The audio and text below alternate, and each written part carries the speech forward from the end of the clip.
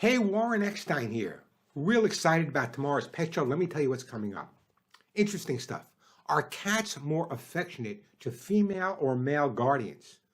Do cats really prefer one gender over the other? Don't miss the show tomorrow. I'll have the answer, and I think you're going to be a little surprised.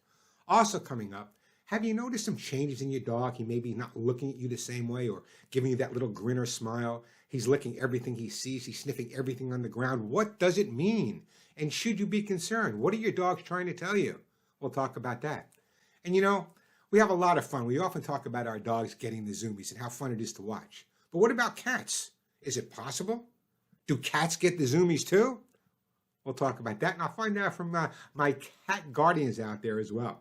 Also coming up, some pet guardians are actually blaming their dogs and their cats for not having more opportunity for romantic time with their partner. Is your dog or cat preventing those romantic interludes with your significant other? We'll talk about that on the show tomorrow as well.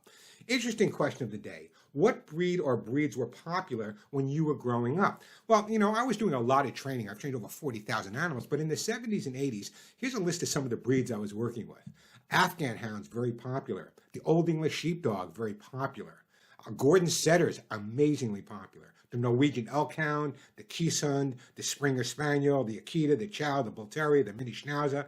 Remember the Lhasa Apso? Everyone had a Lhasa Apso back then. Irish Setter, Bearded Collie. So what are some of the breeds that you remember that you had or your friends had growing up? I'd love to hear from you tomorrow on the show as well. And just remember, I'll be giving away lots of great stuff on the show, as I always do.